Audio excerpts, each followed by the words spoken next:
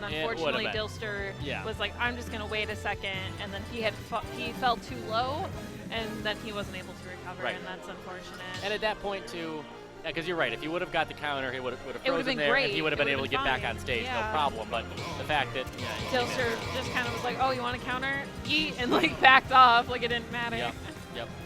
Here we are, Grand Finals. We're finding the rematch between Dylster and Daybreak, both Sparty boys, both making the trip over here from East Lansing. Both you're going to see in the crew battle this Saturday at Tailgate.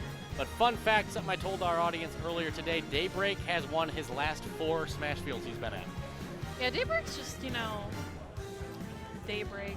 Daybreak won the last 4 Smash Fields. He won 203, 202, 200, and 199. Also mentioning that his last 2 tournaments he's played in, he was over here in Royal Oak last Saturday, took #1 at Smash Rush in Royal Oak, and the day before that at the Spartan Weekly has took #1 too. So he's looking to put together, add to his little bit of a winning streak when it comes to tournament play, and close this one out and take #1 again. I am excited to see how that crew battle is going to play out, though, because like a crew battle is so much different than like a normal set. Yeah. You know what I mean? Yeah, it's a very interesting aspect, and it forces players to think a little differently than you would. I think crew battle is really cool. I think squad strike is terribly underrated too. All right, looks like Dylster's starting off pretty strong right now. But like, I feel like we're gonna see probably like game 5 out of these 2. Like, there's like no way if it goes to not game 5, I would be like impressed. Yeah. Also, it's too early. It's what, only 10-11 right now. It's so only 10-11. Yeah, we're just about. That's just karma for a bracket reset. So.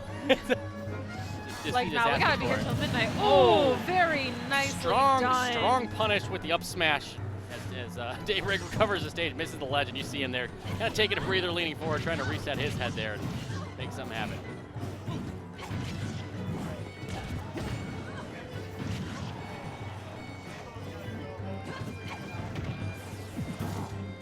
Looks like he was able to maybe figure something out. We got a little bit of a drain reset.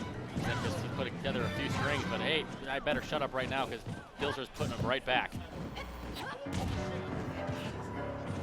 Great spacing by Dylster we've seen in the last few exchanges. Able to stay exactly out of Daybreak's reach, exactly where he wants to be, but just where the tip of Lucina's sword can do some damage.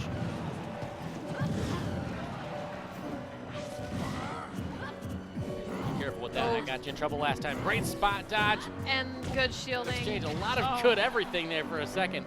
Boxing, a little going back and forth for a second, but both players trying to find their way to take stock #2, both in kill percentage.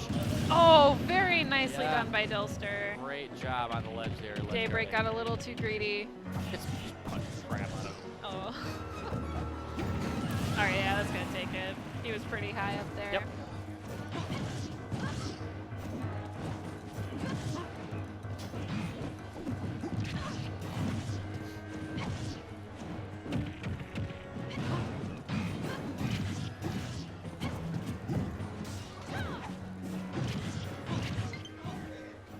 Someone still has a low battery. Battery's still low. Excuse me, if you have a low battery. Please charge. Please charge. And Dylster taking game 1. See, we mentioned a bracket reset, and then so far the evidence is going. We might see it. True. As the data is so far leading, it seems that and I think might happen. For but this that was only game 1 out of a game 5 set. And as you mentioned, Daybreak is one to ride that momentum once he starts to find it. He does. That's true. Yep. And I remember taking a look here earlier in their best of 5 set. Well, no, in that one, Daybreak took game #1, so a little bit of a different way to start this one. It looks like we're back on PlayStation. Yeah, back on PlayStation 2. Stadium 2. Oh, Lord have mercy.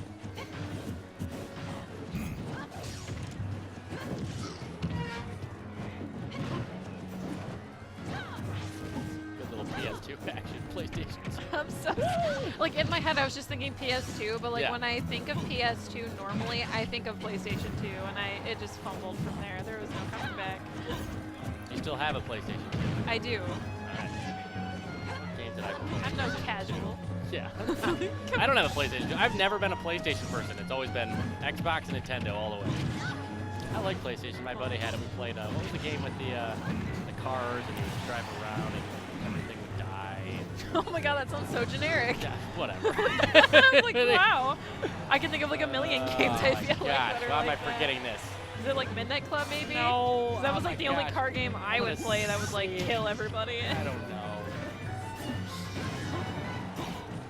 You know what game, speaking of older games that you drive around and kill people, did you ever play Battle Tanks for Nintendo 64? Ooh. I got that one recently. Okay, that's been a blast. But here we are, even stocks, and see what seems to be a pretty even fight here, going back and forth. Both players really struggling to find that true momentum and that true advantage. But it looks like as I'm talking, Daybreak might be finding his way.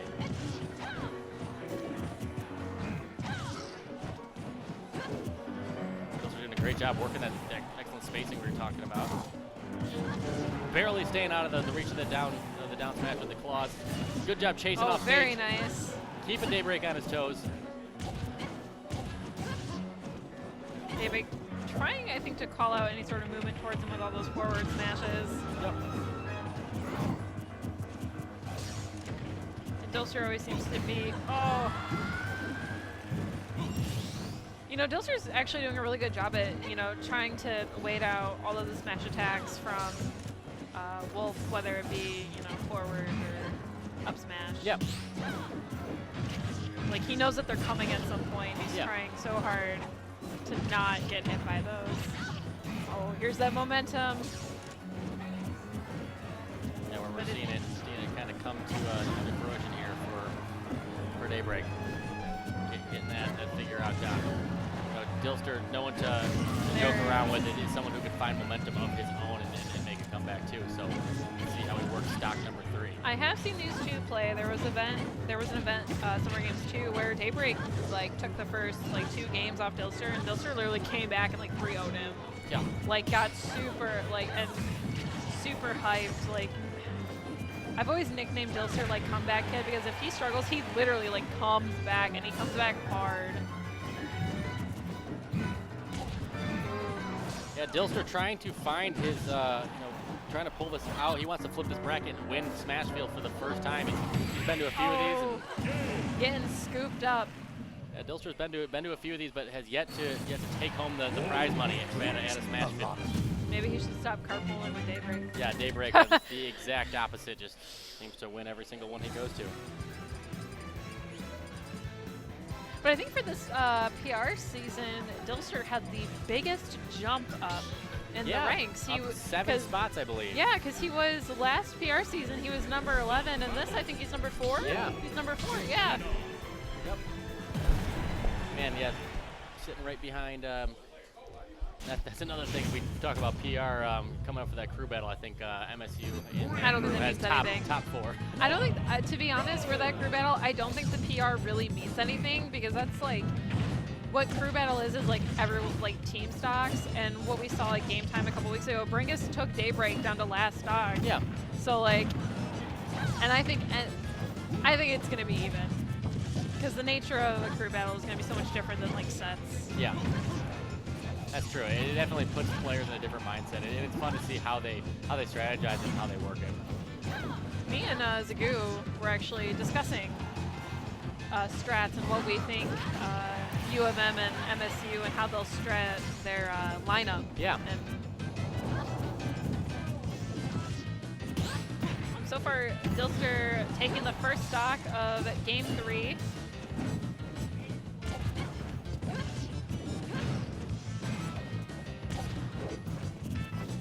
He's going to have to be careful, because anything from Wolf is going to really hurt. Wasn't able to recover, unfortunately.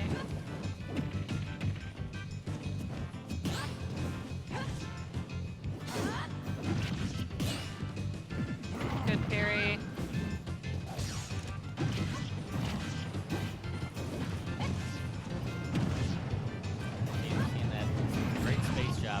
Trying to catch him with the shield break, and then he trades with Daybreak there. Down tilt, Dylster at disadvantage, trying to find his way back on stage. Wolf making it real tough to do. Oh yeah, Dylster's not going to be able to recover from that.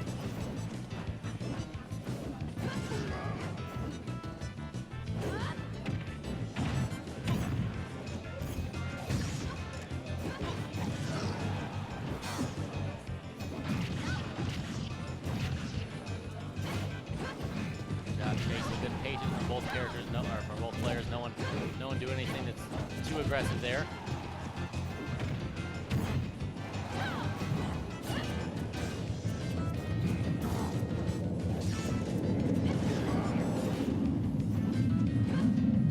You know, one thing we haven't seen from Daybreak, you know, somehow talked about earlier, is how many of the how many of those aerials he throws out at the ledge, and I think he knows that it's not the safest thing in the world to do against a character like Lucina, especially with Dylster style, and how he utilizes his get-ups to just swing that sword in circles, and knows that Lucina is so quick and has priority over a lot of things. It's not something he's been risking. I think against Dylster, he more so seems to try to like space himself and maybe throw like a forward smash or an up smash as opposed to, you know, going in the air or really going off stage for Lucina. Right. Ooh. Also, I think wolves in general just prefer to be on stage. Ooh. Doesn't kill yet. A few seconds ago, we saw the forward throw, which is so weak for Wolf. I'm trying to think, is up throw a kill move at this percentage? I don't know. Maybe we'll see it here. Oh, I'm just gonna. He's choosing not to throw him at all. It must not be because I think he's just. I think yeah. He realized pummeling would put him in a better spot to finish it out. Probably. And releasing him than any sort of throw. All right, that is game number 2. Sorry, that was game number 3. That is Daybreak taking his second game, and he is 1 game away from being the Smashfield 207 champion. Just like we were talking about earlier, we were kind of joking around. It's like, oh, the data's showing that we're going to have a reset, and I was like, you probably shouldn't say that with Daybreak. Here we are. So. I feel like Daybreak is, you know, basically like Sonoto at this point, you know? When you see Daybreak show up, everyone's like, well, I want to get third. Like, Daybreak and Sonoto walk in, everyone's like, you know what, third place is pretty nice, you know, top 3. I'm trying to think to the, has Tyler, has Zagoo only won 1 Smashfield, or did he win a couple? I know he's won a couple. I think he's won a couple. I think he won like 198, and then he won 201 you know, or something. It's really hard because like we came back from like vacation and he won, you know, he was winning VTTs and then he was winning Smashfields and they all like blended together at once and I was just like, yay, you're winning! Like. Right. I'm trying to think. Did he beat Daybreak in any of those? Did he have to get through Daybreak? You know, he actually came really close to taking a Smashfield against Daybreak. But I think Daybreak was in losers and ended up resetting the bracket against Zagoo because Zagoo made it to Grand Finals. I think I'm remembering that correctly. So if I'm wrong, whoops. You know, all of Twitch is going to fact check you now. Going Yeah, pulling up all the brackets. Allegedly. Allegedly. As long as you say allegedly before It's anything fine. you say in commentary, and as long as you say not biased as well. Yeah, that helps too. it's fine. The 2 key words if you're phrasing your commentary: allegedly, not biased. Right now, Daybreak really he's taking feeling the it. lead. Yeah, really feeling. You know, he's, you know, like we said earlier, like he's momentum. He's, you know, he's found his footing. Knows the groove. He knows what he wants to do. He's probably figured, you know, Dylster out at this point. And not to mention, Daybreak's also really good at conditioning. Like we talked about that a couple weeks ago, where you had to fight him, and you were like, yeah. I thought you were gonna do this. He's like, that's what I wanted you to think. He goes, yeah. So, he pulls the laser out like 3 times, and then oh yeah, that's gonna take it. Right. He Good told games. me. He told me that was the bait. Is what he told me. But great job for Daybreak to finish it out. You know, go down game 1, make the adjustments like we talked about, and then finish it out in the next 3 games.